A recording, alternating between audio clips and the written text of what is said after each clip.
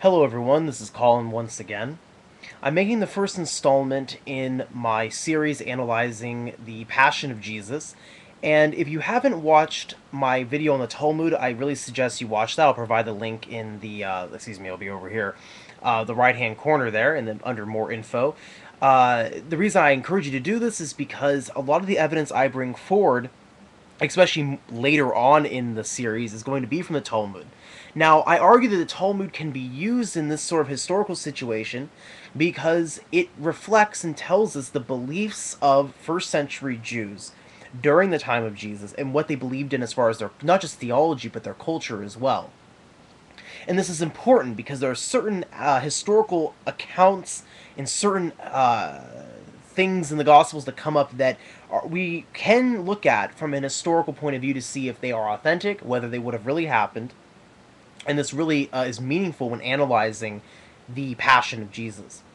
So, in effect, we have to look at the Gospels from the perspective of those who wrote them, what they believed in, and the people who would have read them. And to do this, we must therefore become first century Jews. And to do this, we need to better understand what the first century Jews believed.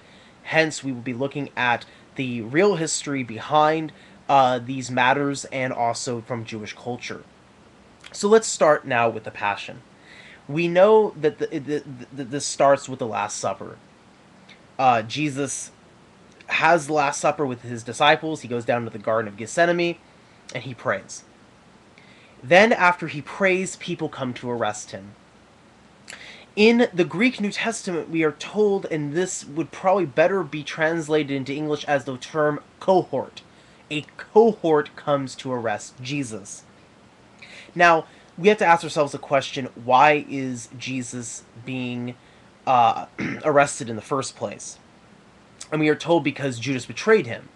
Well, the Sanhedrin court wanted to find a way to arrest him because, according to the Gospels, it was the disturbance he had created at the temple. He had overturned the tables, he had disrupted the money changers, and this had caused a real disturbance of the peace, and many of the high priests wanted to find a way of arresting him at this point. Now, what's fascinating, according to Jewish culture, and a lot of my evidence is going to come from an article, and I'll post the link. I have it copied and pasted on my own personal blog. It's an article written by a man named Justice Kohan. He's a Jewish scholar, and he I believe he was, I don't think he still is, the Supreme Court, the Justice of the Supreme Court of the State of Israel. So not only being a Jewish scholar, he also is very familiar with the history of law in Judaism. And according to his article, he writes that it seems unlikely that Jesus would have an issue with the dealings in the temple. The Gospels really don't describe very well what is happening in the temple. We have Jesus turning over the money changers' tables and saying, "You have made my Father's house into a den of thieves." And indeed, when we look at cinematic interpretations of the cleansing of the temple, in various places, we see that the cinematic interpretation is that they were doing things in the temple, obviously, that were considered sinful in the eyes of Jesus. We're not really told exactly what they were doing, but I say cinematic movie portrayal and things like this. We are told that we see that they were doing things that were not religiously right. They had changed the temple into a marketplace.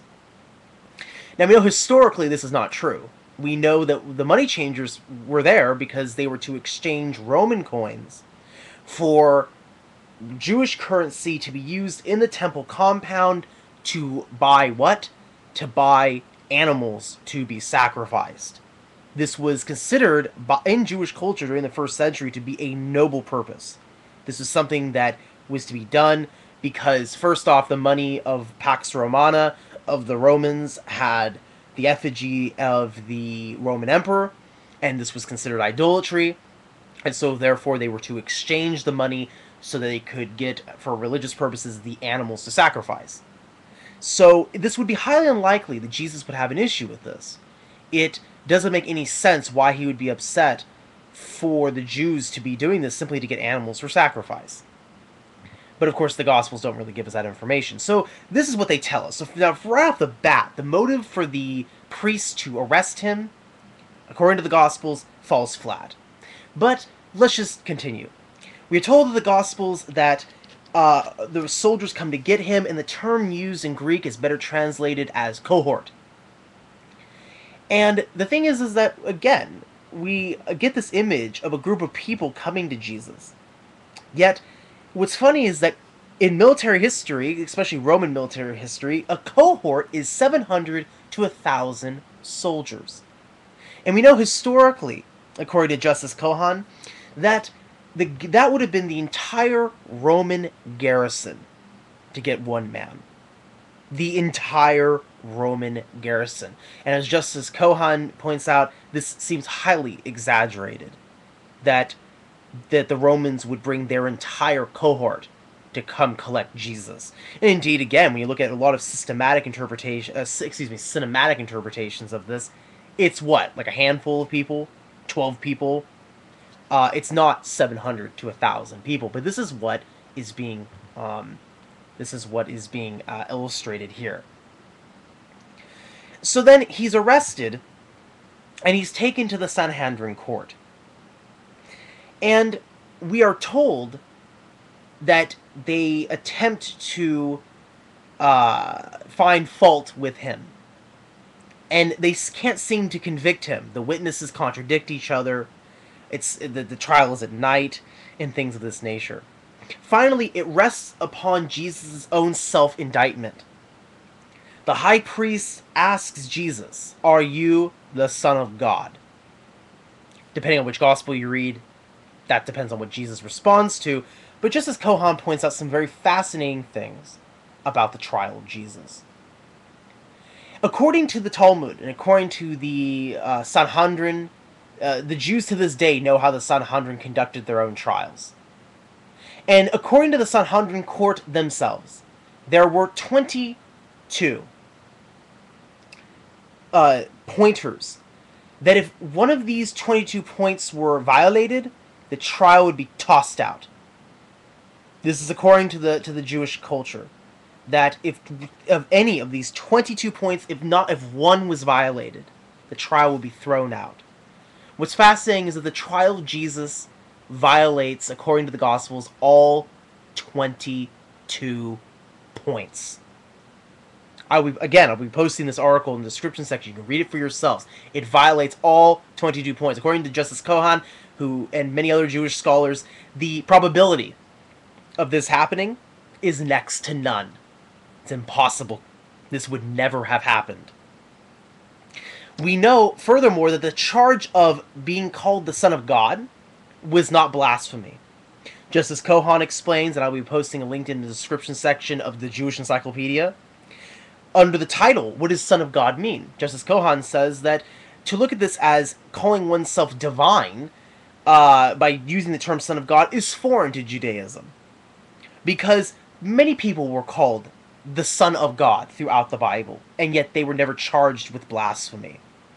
Son of God means someone who is righteous in the eyes of God, someone who is blessed by God. So, to be called the Son of God, or to call yourself a son of God, would not be considered blasphemy. So for the high priest to hold this above Jesus and saying, what more evidence do we need? Look at hear this blasphemy. It would never have been considered blasphemy according to the Jews, to call yourself the Son of God. So we now see that the trial itself, according to the Gospels, would never have happened. We see that the charge, the motive to arrest him as well, when we look at Jewish culture, seems very awkward when we look at the way the Gospels are portrayed. So again, I'll be posting this link in the description section.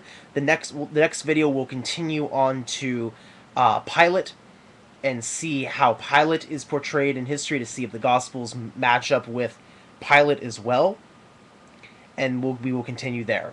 Thank you everyone for watching. Peace be with you all.